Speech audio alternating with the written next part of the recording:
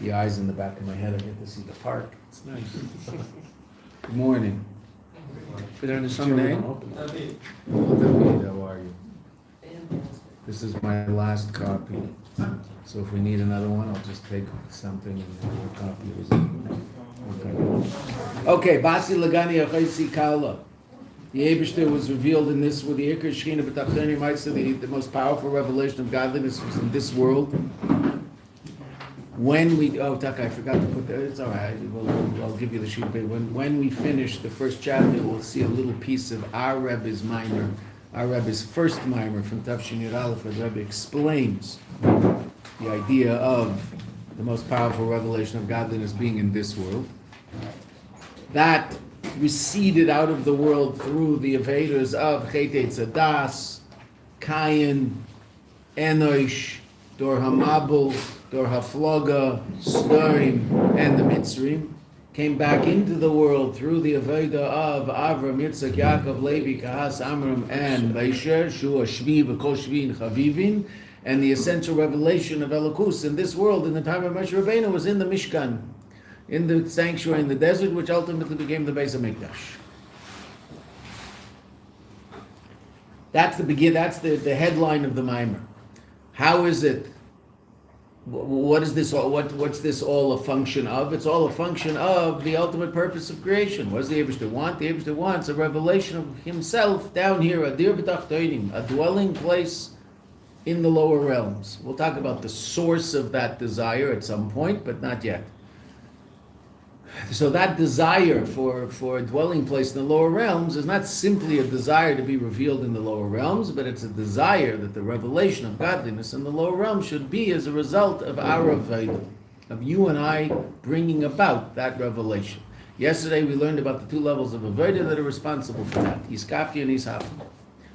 Subduing the Yetzer Hara, not letting the Yetzer Hara, not letting the Nefesh Bahamis, and not just Yetzer Hara, also Nefesh Bahamis. The Nefesh Bahamis, the Yetzer Hara is generally understood. The source of the Yetzer Hara is the Nefesh Bahamis, is the animal soul, but the animal soul is part of Adrabah. But your animal soul comes from a place called Klipas Noiga, a place of reality that can be elevated to a state of Kedusha. Okay, all those things that we're allowed to eat. Why are we allowed to eat them? Because they're states of physical reality that can be elevated. Right? There's states of physical reality that we don't have the power to elevate, and those states of physical reality we are told very, very clearly not to have anything to do with. You can't elevate the meat of a horse. So don't eat horse meat. You can elevate a horse. You can use a horse for all sorts of positive things. In the old days, how did the Chassidim get to the Rebbe? Behind a horse on a wagon. That horse took Chassidim to, imagine doing something better than that. And this horse just, walking along, taking a wagon full of Chassidim who were busy singing the Gunim in the back as it takes them 2 weeks to get to the Rebbe. Right? They forbrang for 2 weeks in that wagon, but I'm sure they're stiff by the time they get there, but whatever. Right, and then they get to the Rebbe and they spend some time. In those days, you didn't go for a quick Shabbos. If it took 2 weeks to get there, so you would spend some time. People had a little more time in those days. Time moved more slowly, right? And they worked very, very, very, very, very, very hard. But if they took some time off to go see the Rebbe, they had to take at least a month. By the time you got there and spent some time there and came back. And that horse was part of that. So you can elevate a horse, no doubt about it, but you can't eat it. You can't elevate it by eating it. Why? Because it comes from a place called Klipas Tameas. It comes from a place that can't be elevated by you and me. Okay. But your Nefesh Bahamis comes from a place called Klipas Noiga, a place of physical reality. It's not exactly physical, but basically physical reality that can be elevated to a state of Kedusha, elevated to a state of holiness. Right? When the Alter Rebbe, this is a very important point I'm just going to throw out there so you'll understand this, because it is important and it makes a lot of difference in life.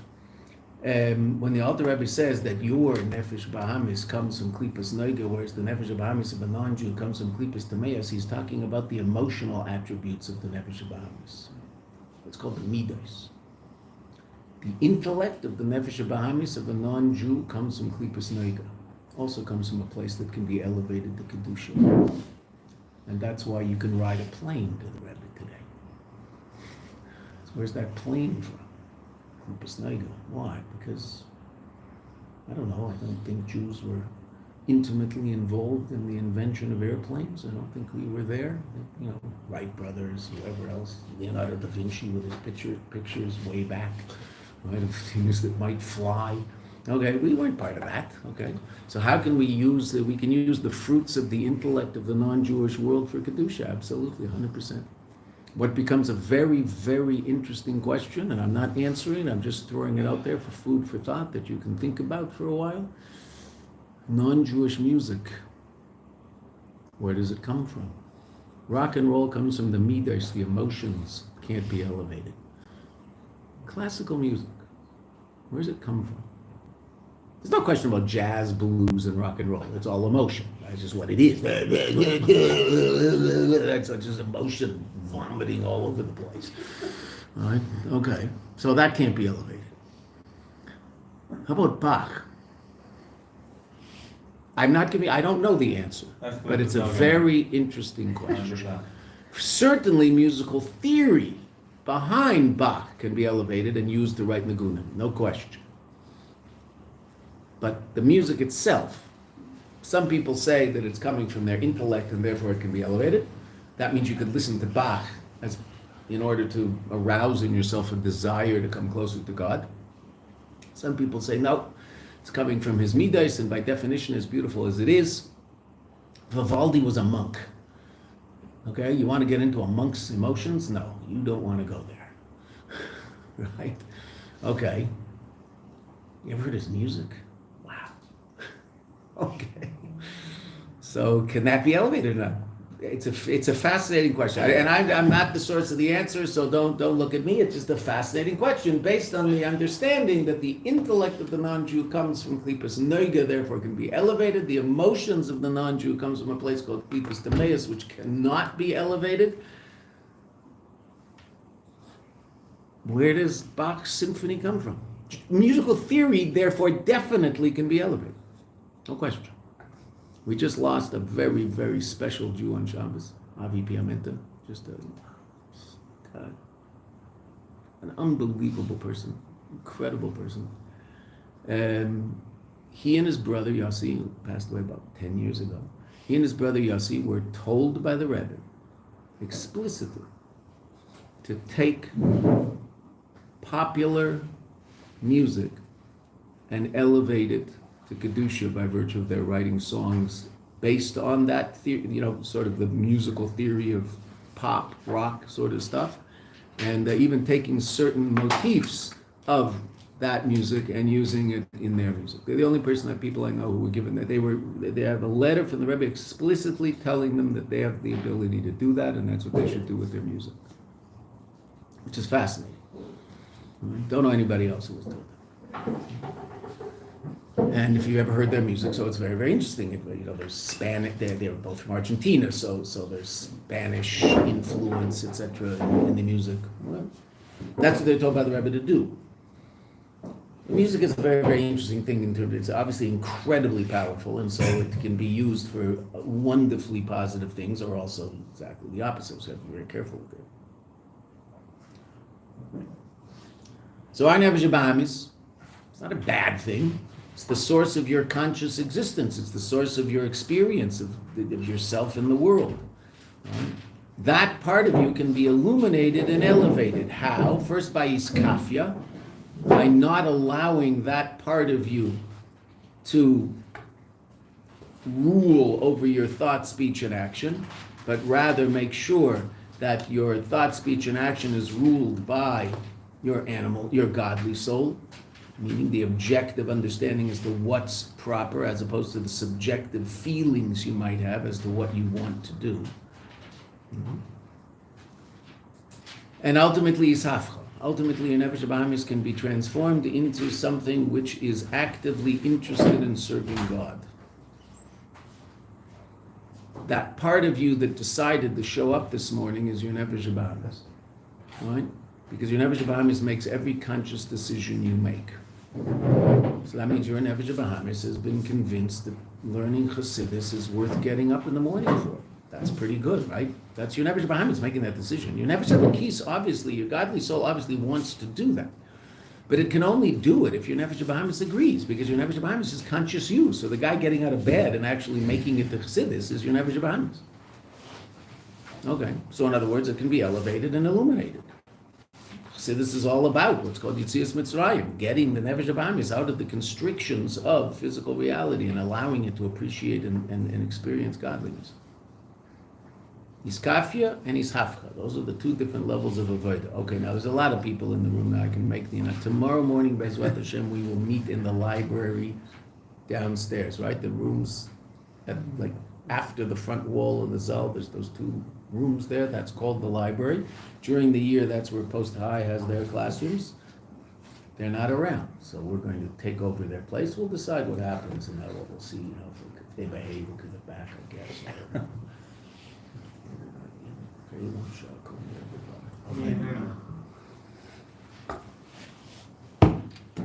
Okay. The last thing we learned yesterday was the statement of the Balatanya that says, "Kadiskafya sitra achra istalak yukadekucha brichu b'chulu almin." When you subdue the sitra achra, it goes out the glory of HaKadosh Baruch Hu in all the worlds. I hope they have a board down there. I'm going to erasing. Oh my gosh, there's so much good stuff here. Aramaic grammar. I want to erase this, right? Okay, here. Here, you know what? We can do it in. Okay, and I'll get out of the way. Kadis kafia, sitra achra, istalik, yikra, the kucha brichu. Sorry, I'm writing. B'chulu ami. Okay, that was the last line we learned. We're going to explain that line now. And the only thing we learned yesterday about that line was, my dad. The only thing we learned about it, I'm glad that 250 pounds. But the only thing we learned about that line is, and this is why I put it on the board, because I want you to see it. It means when you subdue the sitra, meaning you subdue forces in your subconscious that might want to move you away from God. When you subdue those and you don't listen to their voice, istalik, it goes out, yikra the kucha brichu, the light of God, the dearness, but in this context it means light. B'chul almin, in all the worlds. We said yesterday, b'chul almin is not the address, it's not where the light goes. B'chul almin is the adjective describing the light. The light is a light that exists in all of the worlds equally. In other words, it means, and this is what we're going to understand now. Kariskafya sitracho, when you subdue the sitracho, it goes out the level of light of a Kadosh Baruch Hu that exists in all of the worlds equally. Okay? Mm-hmm. I.e., what's that level of light called? What's that level of light called? Safe. The light that surrounds, so to speak. Okay, so now the Rebbe, in order to explain to you and I what Seviv is going to take the next 20 lines to explain what Mamale is. The light that fills. Okay? That's what we're doing now. Which is somewhat akin to explaining infinite reality. Well, in order to understand what infinite is, first you have to understand what finite is. And then you'll understand infinite's not that. Okay. Not that God's light's finite, but there's a level of God's light that's responsible for the existence of finitude, and that's called Mamale. Okay, so I am 1, 2, 3, 4, 5, 6, 7, 8, 9, 10 lines up from the bottom of the page. Vahainu. And that is. Yeah, you see that? 4 words in from the end of the line. 9 lines up. Yeah? Everybody there? Vahainu. Vahainu or hasevev kol almi. That is the light that surrounds all the worlds. Shemeir b'chol ha'olam is b'shava. That it shines in all of the worlds equally. That in worlds, and we're going to see there's 4 worlds, 4 basic worlds. There are an infinite amount of worlds ultimately. But we're going to talk about the four worlds that make up that reality that you and I call, and you're going to run into it in Chassidus all the time, Seder Ishtalshelus, the orderly downward emanation of godly light, clothed in vessels in four worlds. And we'll see the names of those four worlds in the Maamer itself, so I don't have to say them now, because you'll see them in print and it'll be much easier to remember. The Be'elam is that in the worlds, there are different levels. There are different levels of worlds. Upper worlds, lower worlds, higher worlds. More godly worlds. Worlds where God is much less revealed.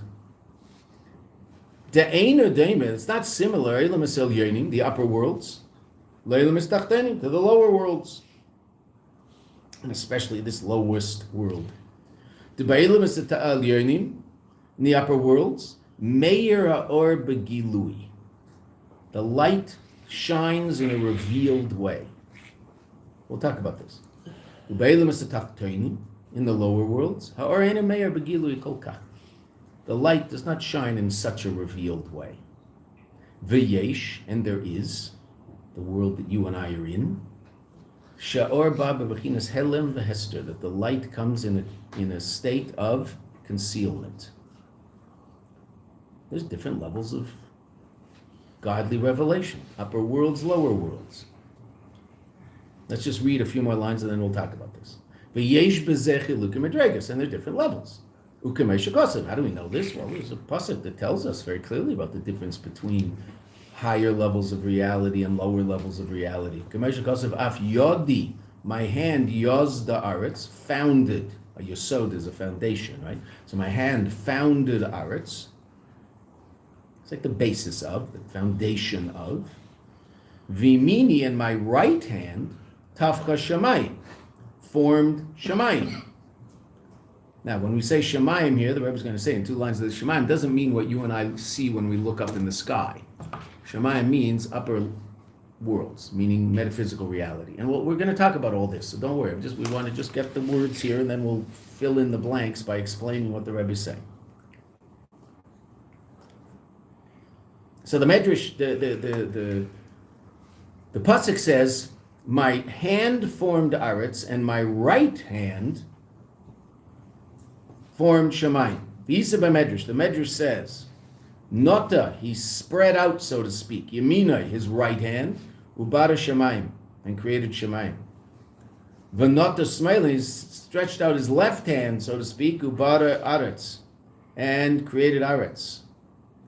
So what does that mean? So Rabbi explains. V'yadua, it's known. The yad yamin, the right hand, murder, that instructs, that teaches. The right side is all about halaor, al haor, vagilu yesir. It's all about revelation. The right side relates to revelation. Right isn't necessarily an objective reality, right? Left-handed people, so their left hand is really their right hand in many ways, because you're supposed to put your tefillin on your weak arm, which is understood to be your left arm, but for left-handed people, that's their right arm, okay? But generally right-left, okay? Right-left, that's why, now, what left-handed people do when they get dressed, I don't know. You can ask a left-handed person. If you are a left-handed person and you don't know, then ask a rabbi. Probably a left-handed rabbi, because he'll know better than a right-handed rabbi, right? Because he does it. Right-handed people, when they get dressed, what do? We accentuate right. Why do we accentuate right? Because right is all about what the Rebbe just said. Revelation, chesed, loving kindness. Left is all about constriction, concealment. So what do when you get dressed? And this is a halach in Shulchan Aruch. This is not esoteric. Right? You put your right arm in the sleeve first. You put your right leg in the pants first. You put your right sock on first. You put your right shoe on first. You can put your left sock on before you put on your right shoe, don't worry. Right? You put on your right shoe first. The only thing you do first is tie your left shoe first. Why do you tie your left shoe first? Was that because you tied tefillin on your left side, so the tying is on the left. But everything, and when you take off your shirt, you take your left arm out first. Now you might think this is like bizarre. It's Shulchan Aruch. And you also might still think it's bizarre. Well, God's everywhere. He's even when you're getting dressed. He's not just this, thing that you relate to through certain ritual behavior. That's not what Yiddishkeit is about. Yiddishkeit isn't about ritual behavior. Yiddishkeit is much more about being honest in business than davening shacharis. You have to daven shacharis, but you're going to spend a lot more time being honest in business than you are davening shacharis every day, right? If you're running a business, you're probably running it 8 to 10 hours a day. You've got 8 or 10 hours to relate to God by being an honest person and running your business. Shacharis, how long can it take? An hour? Okay, it's an important hour in the day, but there's more halachas in Yiddishkeit about running a business than there is about davening. Because Yiddishkeit is about God being everywhere, okay, because that's what the reality is.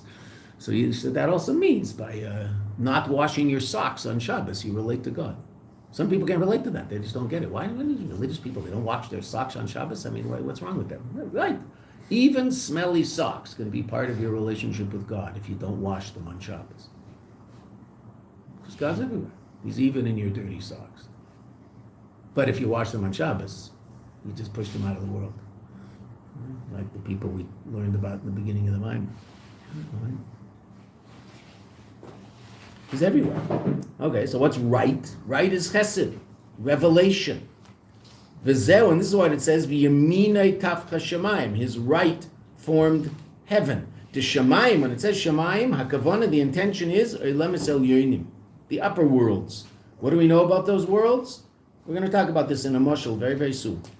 Sham hagilui bebechinas yamin. There, the revelation is in the quality of right. What does that mean? Shugilui yaor. The light is revealed. V'ha'or atzmei, and the light itself. This is a hard line to understand. It's interesting. There's more light, and the light itself, hu bebechinas gilui, is qualitatively revealed. In other words, qualitatively and quantitatively, there's more light in the upper worlds. The light is of a higher quality, in other words, less restricted, and it's more revealed. There's more of it. Quantity and quality. The lower worlds, let's just finish this line, then we'll sit back and talk about this, so we'll put it in some reference so we can understand, hopefully.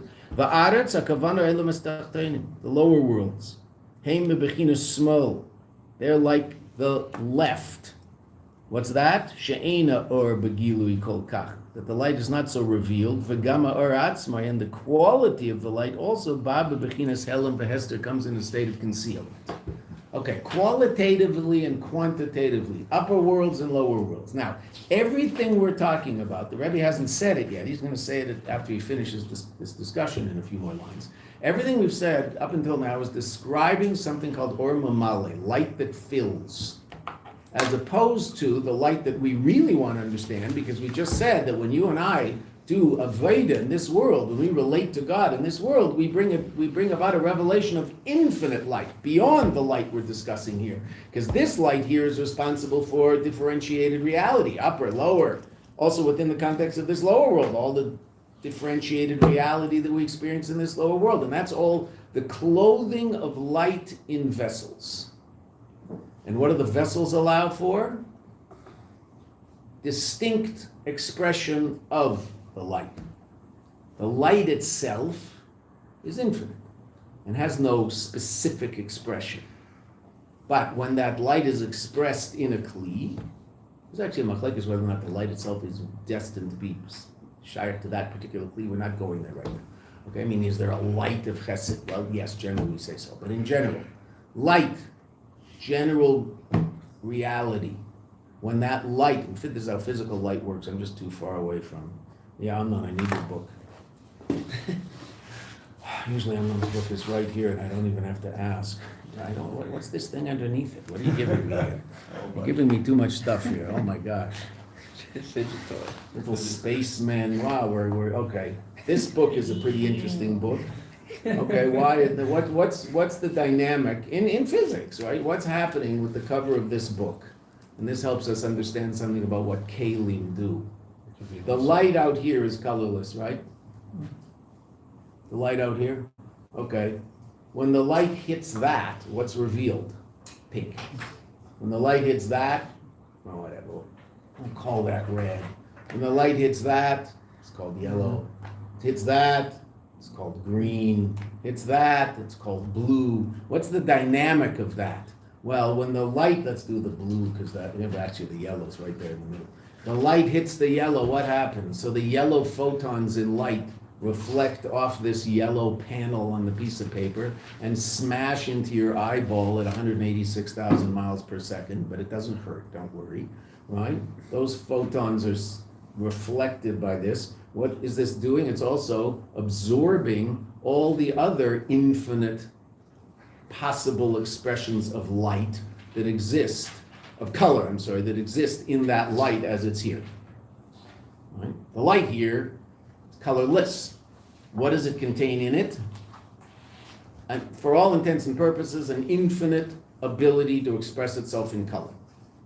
There's no end. Just add one more drop of white, slightly different shade. One more drop of black, a slightly different shade.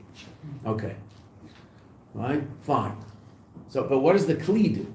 Oh, the Kli allows for this light, which out here is completely undifferentiated, and for all intents and purposes in a state of infinite reality, so to speak, right, relative to color, and which, interesting enough, means it's colorless, right? Okay, well, this reveals one aspect of that light, this reveals another aspect of the light, this reveals another, and this really does reveal all these different aspects, because the blue photons are being revealed by this thing. This thing is revealing yellow photons. This is revealing the red photons, right? Evidently, there's some physicists who say there's also green photons, but whatever. Okay, we'll just stick with the three. It's easier, right? Okay, so that's the dynamic of what's going on in this simple little cover of the book. We don't want to go back here, right? Okay, say that, and that's really what's happening. And so what's this? This is a mushal for the idea of godly light clothing itself in different vessels to allow itself to express itself in many different ways, for all intents and purposes, an infinite amount of ways. Okay, it's not a hard idea actually, because there it is. It's right there on that page. What happened to the pink page?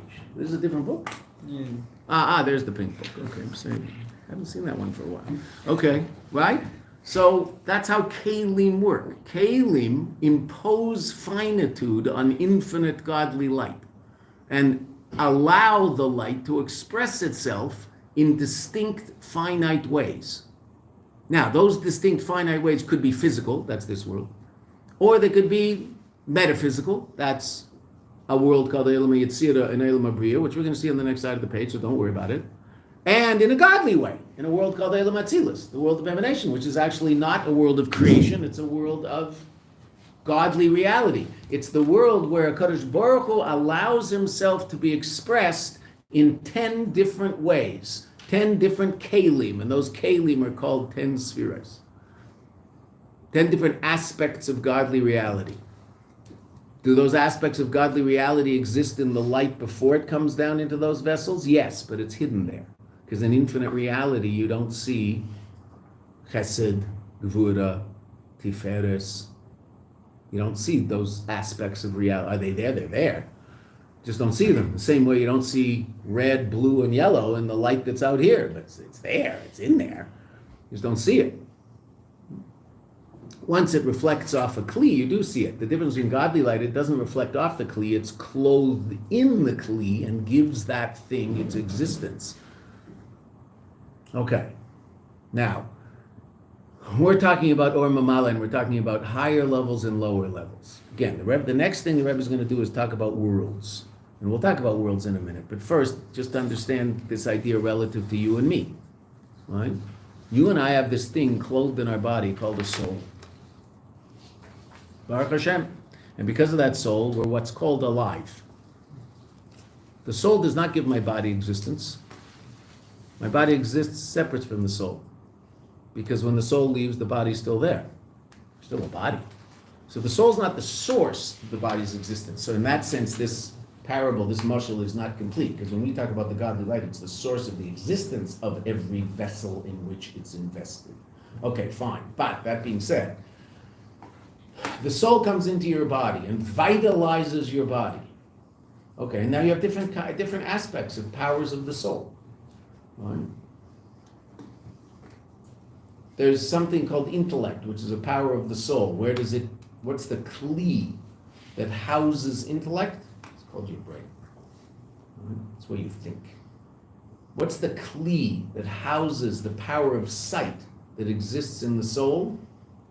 Your eyes and the optical nerves and the optical center of the brain. But let's say your eyes. Eyes don't see. Souls see. What do souls use in this world in order to see physical reality? Eyes. How do you know eyes don't see? Well, when the soul leaves the body, do eyes see? No. Because the source of the power of sight, one second, the source of the power of sight does not come from the eye. The source of the power of sight comes from the power of sight in the soul. That's clothed, that's the ore, so to speak, the light, the vitality. That's the energy. That's clothed in this kli called the eye, which is a kli that allows for that power to be expressed in physical reality so you and I can see physical things. Yeah? I was going to say, we know animals can see. Yeah, that was soul too. Oh, animal soul. Animal soul, yeah, sure. I mean, this all comes through your animal soul also, ultimately, right? The godly soul is the source of it, but it comes through the animal soul and expresses itself through your... That first one we talked about, animals have at a completely different level than you and I, called intellect. They have some level of intellect, but they can't do a math problem. They do have some level of intellect, clearly, but it's a different level, which at some point we'll get to. All right. Okay, so there are different aspects of the levels of your soul that are clothed in your body. And so you and I think, would say there's higher expressions of that, intellect and sight, I think are the two that we would think are the most sophisticated. Interesting enough, the kalim that house that light are also much more sophisticated than many of the other kalim, limbs, that house the light of the soul, such that they're both very well protected. This one's protected by this skull up here, so it doesn't get smashed. This is protected by the eyelids and it's set back, right? Now, actually, what you actually hear with is also, quite a ways in there, so as not to get smashed around. Okay. This is relevant to movement, which is can be a very sophisticated thing. And because actually we're blessed with intellect, you could teach this how to play a concerto on the piano, which is pretty impressive. Okay, but that being said, it's still a much less sophisticated kli than this one, and therefore is less protected and can be smashed around a lot. Right? I'm not going to smash it on the table. Do that to this 10 times, nothing happens. See, a little sting. Do that to your brain 10 times, and not so good, right? Nothing, we'd said this once before, I never thought of it. At some time, I remember learning this with you guys, some of you, right? Joe Frazier's hands were just fine.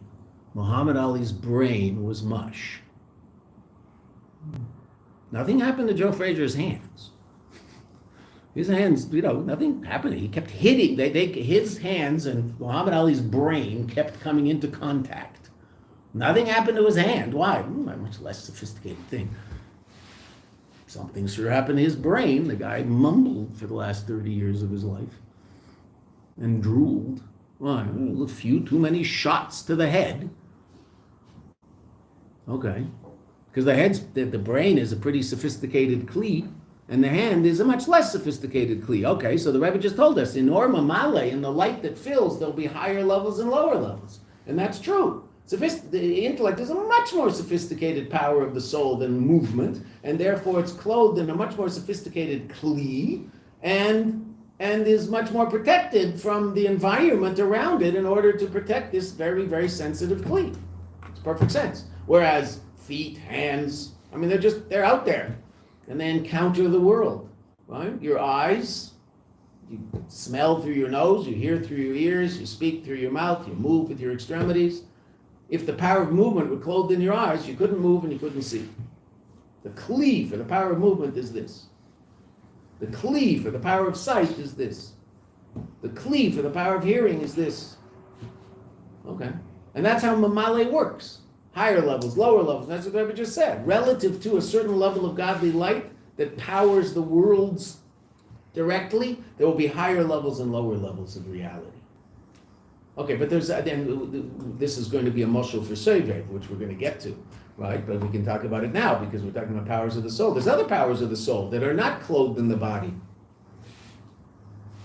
And they're much more general, and they are, so to speak, all surrounding, so that, interestingly enough, they can express themselves equally on all different levels of your reality.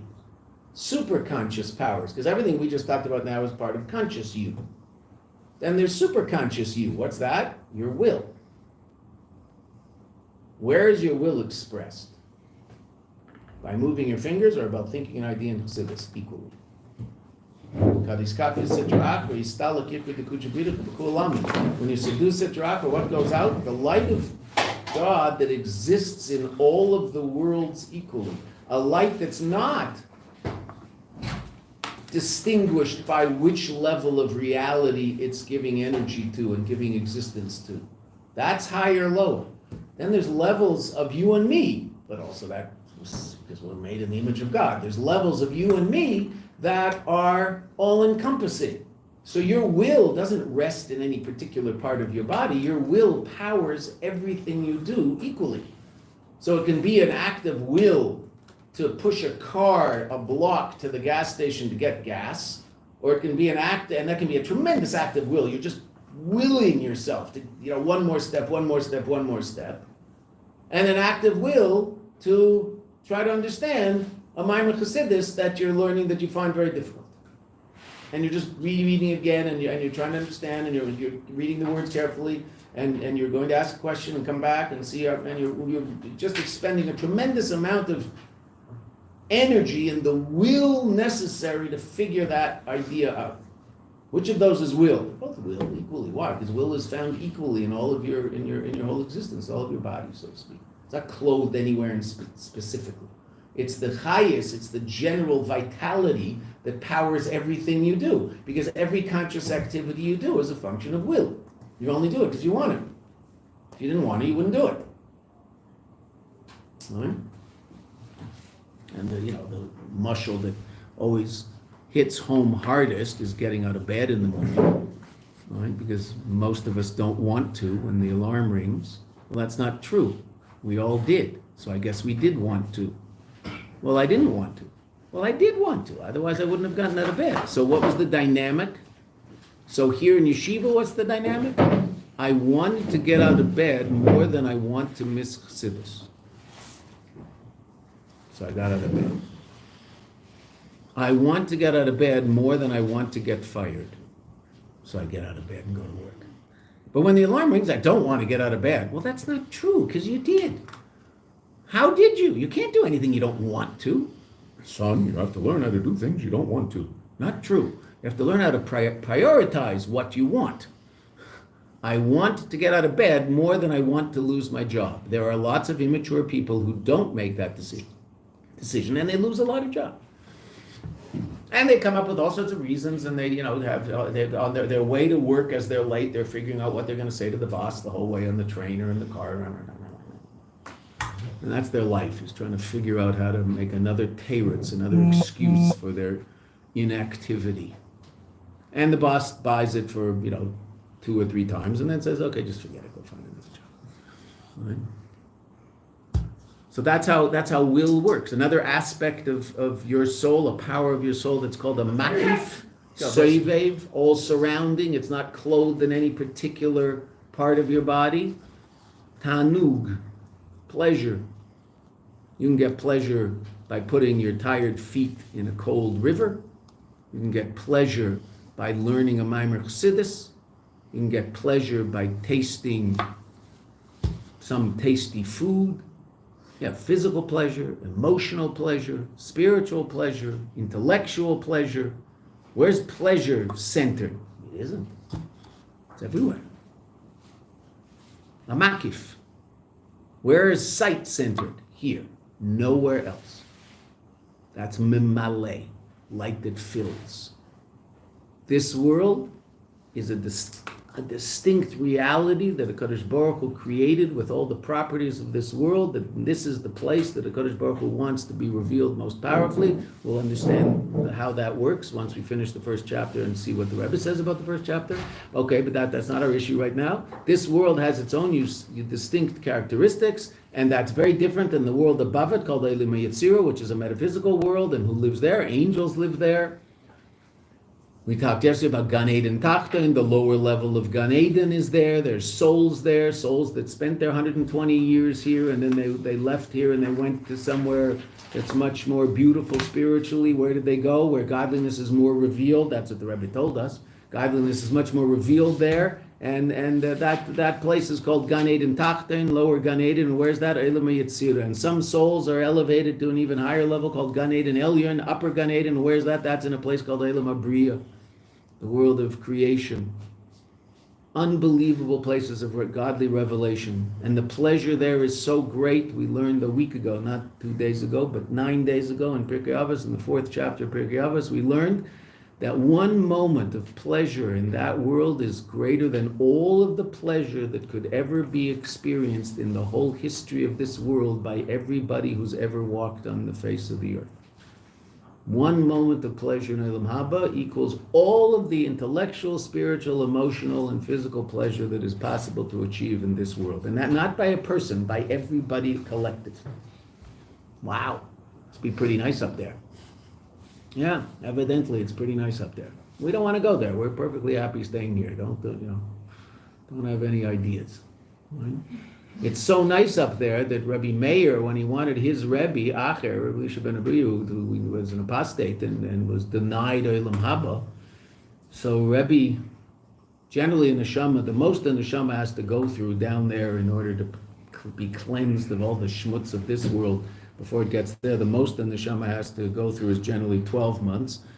That's a really, that's the complete Russia.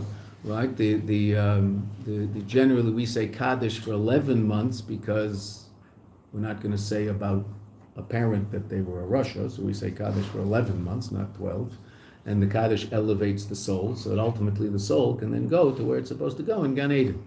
But Rabbi Meir davened for his Rebbe, who was denied Gan Eden. He davened for his Rebbe that he should get Gan Eden. And the deal that Rabbi Meir struck was that he would be in Gehenna for 1,000 years. Now, I don't want to make anybody afraid of Gehenna, but just to appreciate, evidently it was worth it. And how does Chazal describe Gehenna? That one moment of Gehenna is like 70 years of the trials of Job. You ever read the book of Job, Eov? Boy, did the Eibishter smash him. It's unbelievable. It's just incredible what that guy went through. 70 years of that is one moment in Gehenna. Okay, so it sounds pretty rough. Fine. It was worth 1,000 years of that for Acher to get to Gan Eden. So Rabbi Meir davened for him. And evidently that's what happened. And if the 1,000 years are the 1,000 years that you and I experience, so it's done, because he davened for him, 1,800 years ago, so it's all over. I guess he still talks about it. Oh my gosh. I don't know what goes on up there. But okay. So there's levels of mamale in your soul. Your soul is a mushal for godliness, right? In Pasuk Eiyov, right? Says, from my flesh I see God, meaning if we understand the aspects of our reality, in that sense we can come to understandings of godly reality. So you and I are a little microcosm of the world. We have Or Mamale, that level of the soul that fills every vessel and expresses itself specifically and uniquely through that vessel, sight, speech, etc. And there's also Or Mamale, aspects of more transcendent and what we would call superconscious aspects of our soul, that aren't clothed in any particular part of the body, but power it all equally. Right? And generally, if you think of those two things we talked about, ratzon and tainug, will and pleasure, so the reason you have a will for something is because it gives you pleasure. Right? Why does it give you pleasure? I don't know. Why do you like the taste of corn? No idea. No idea. Most people in this room probably like the taste of milk chocolate. Why? I have no. Do you understand why that gives you pleasure? None. Right? We talked about it yesterday. It might come. I mean, they don't want to scare the young guys, but there might actually come a time in your life when you enjoy 72% or 85% dark chocolate more than milk chocolate. Right? Oh, heaven forfend. I don't want to get that decrepit. Yeah, that comes. Right? Why? I don't know. Gives you pleasure. As a kid, you give that to a kid. I don't like spit it. It's too bitter. He can't eat this. Right? 72%? It's okay. 85%? Wow. There's 90%. That's Lind. I'm not sure about the Heckscher, so it's a problem. I talked to someone from Switzerland. They all know about these things. The 85% Schmerlings, it's so kosher, it says Amen to your bracha, and this stuff is amazing. Wow. Why all of a sudden you start getting pleasure from something? I have no idea. No idea. But if it gives me pleasure, I'm going to want it. Now, there's certain things that give me pleasure that I want, but once that superconscious desire comes into my conscious brain, I'll do the avoida called iskafia and say, no, that's not good for me, and I don't want that. I'm not going to do that. That's why I don't want it. I'm not going to do that. I'm not going to think about it. I'm not going to speak about it. I'm not going to do it. That's called iskafia. Now, that's not coming from the rutzon of your nefesh elokis. That's coming from the rutzon, the will of your nefesh bahamis, which is midas, the emotions of your nefesh bahamis, and the emotional connection that your nefesh bahamis has to certain physical pleasures or emotional pleasures that aren't necessarily healthy. So I don't want to be part of that. Okay. So that's the mushal that helps us understand the different levels of light that the Eibusher created the world with, that the Rebbe just explained to us. Upper worlds, lower worlds. We have 10 more minutes. Let's go further, and we might even have time for one more mushal. Looking around the room, we're missing something, but okay. We're missing actually a lot, but we'll do our best.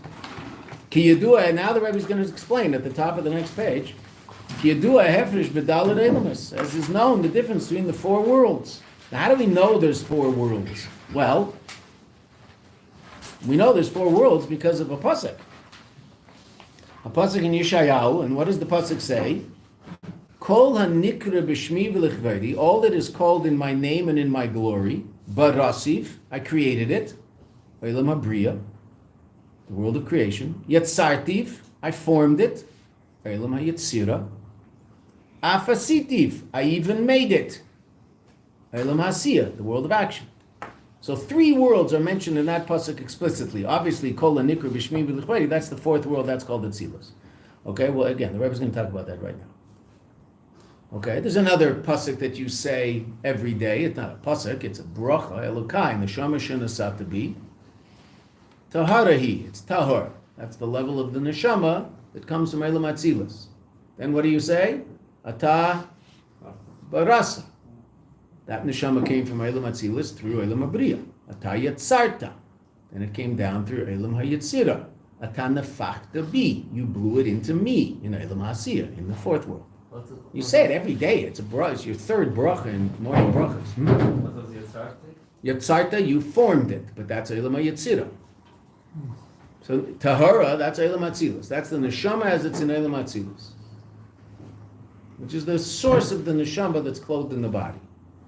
Meaning the direct source, the revealed source. Meaning, so to speak, someone who can see neshamas. When they look at you, what do they see? They'll see your neshama as it's rooted in Elam Atzilus, though even though there's a higher level. The aspect of your soul that's right now, as you're here, there's an aspect of your soul that is in Elam Atzilus. That aspect of the soul is, there's 5 levels of your soul. That's the 4th level from the bottom up, called Chaya Sheba Nefesh.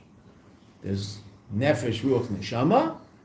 Those are the three parts of the soul clothed in the body. Chaya, and then Yechida, the aspect of your soul that's rooted in the essence of God. The essence of your soul that's rooted in the essence of God.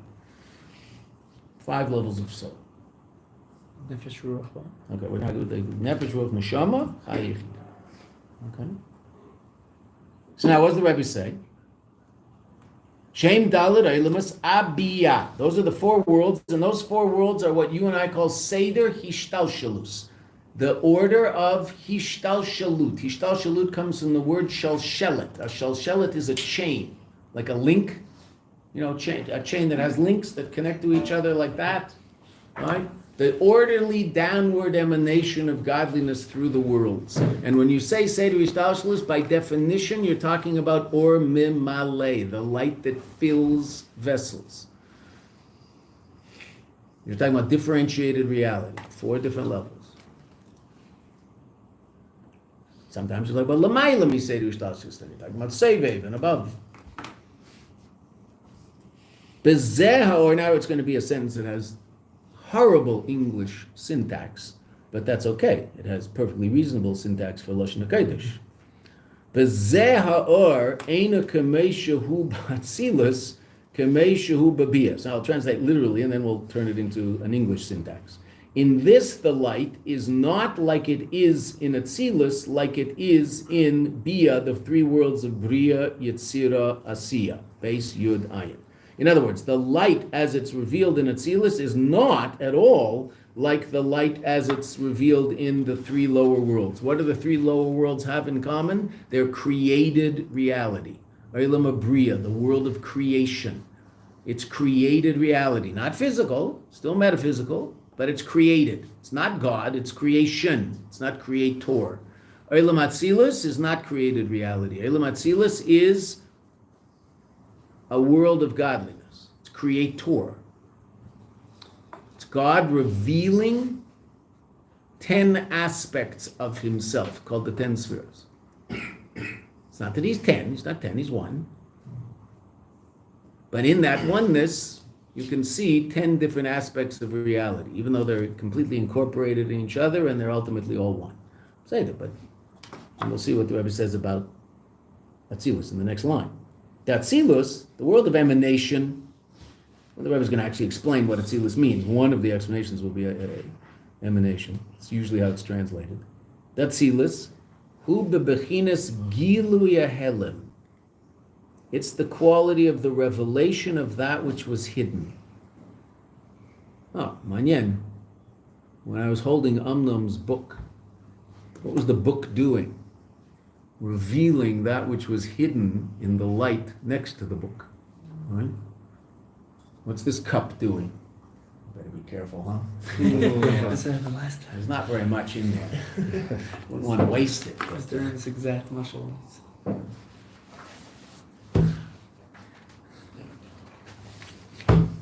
Okay, if I happen to drop it, it won't be too disastrous.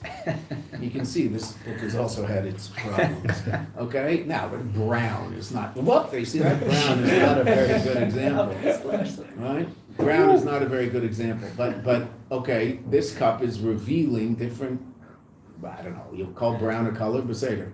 We'll call brown a color. I mean, it is. Different colors, right? Okay, so out here, again, same thing. Out here, is that light colorful? No. Well, no, but yes. And what's this revealing? That out here, all this exists. Right? All of these different shades of whatever color, they all exist out here in this light. They're just hidden in this light because this light is, so to speak, an infinite expression of it. And in infinity, what are you not aware of? Details. There's no detail in infinity, right? How can there be details? How can there be 2 things? It doesn't end, right? So where's one thing end such that the second thing begins? So infinity is by definition a state of absolute achadut, absolute unity. Okay, but when that light shines off that thing, what does that thing reveal? The differentiation that does actually exist in the light. It's just not seen. In different aspects of the light that exist in the light. So, with the book, it's obviously, you see the whole spectrum of the book, right? Okay, so you see the red, and the yellow and the blue and everything in between. Right? So it's all there. So that's Atzilus. Atzilus is Gilur Ehelim. So in that infinite godly light, what's kalul is the word. What's incorporated in that light? Chochmah, Bina, Chesed, Gvura, all these different aspects of godly reality, but they're not revealed. Where do they come into revelation? The 10 spheres of Atzilus. But it's still the Eibush, still just the Kadosh Baruch. But what's happening, so to speak, and we have to talk about it in very crass and physical terms because that's the only thing we know and the only thing that makes sense to us. What's happening? Infinite godly light is being processed so it can now become the source of what's going to end up being finite, metaphysical, and then ultimately physical reality. So the first step in that is, so to speak, finite godly reality. Not really finite, but 10 spheres. They're completely incorporated in each other, and so they're in a state of absolute oneness. Okay, true. Just like, an example of that in you, it's not complete. Because you could theoretically do without one of your powers and you'd still exist. Okay, God, you take away one, you take away everything because he's really a state of absolute oneness, and so you take one from one and there's nothing. Right? So in the Eibishter, it's not completely this way, but you and I are a conglomeration of all sorts of things that work in perfect harmony with each other to make one conscious human being. But there's all sorts of things that are a function of that one person. Now, it's true, that's not a perfect mashal for the Eibishter, because as a matter of fact, it's usually used as a mashal to say how we're different from a Kadosh Baruch Hu, because the Kadosh Baruch Hu's oneness is absolute, where ours is not. We are truly a composite being. We are composed of all sorts of different things. And that's why you could theoretically take away one of them, and that doesn't mean that we wouldn't exist. If you took away, God forbid, the person's power of sight, he wouldn't exist any less. Because his power of sight and he are not absolutely one. Okay. Whereas in the Eibishter, he and all of his aspects are absolutely one, so it's impossible even to imagine, so to speak, removing one part. Such a thing. Okay. But Eilam Atzilus is a godly world, but a godly world where the godly light has been clothed in godly vessels. Right? Okay, and we're going to say something now, we'll explain it with a mashal tomorrow. That in Atzilus, so the or, the godly energy, God's not or, he's not light. He's God. Light is also a parable we use to explain godly energy. Right? It's not or. Or is a physical creation. The godly light and the vessel that the godly light is clothed in, they're both God. The vessel itself is also the image. Whereas, in created reality, the vessel is created and the light powering it is the godliness. Right? So the light powering this cup's existence is godly light, but the cup is not godly. The cup's not God. It exists by virtue of the fact that God exists, and were God to decide that it goes out of existence, it would just disappear from my hand, poof, as if it was never there. Wouldn't it become ash? It just, poof, not there. Okay. True.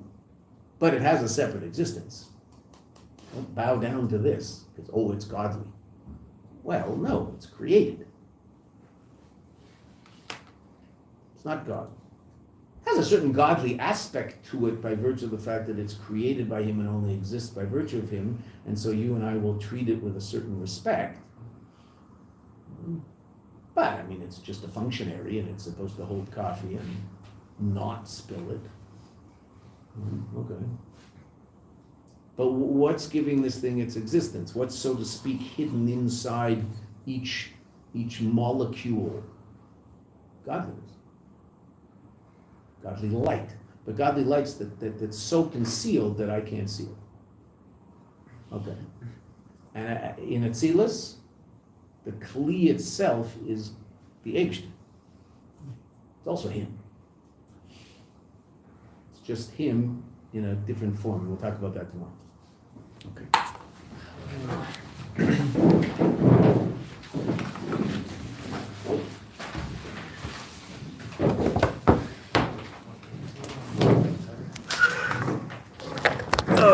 Thank you, Rabbi. Okay, a pleasure.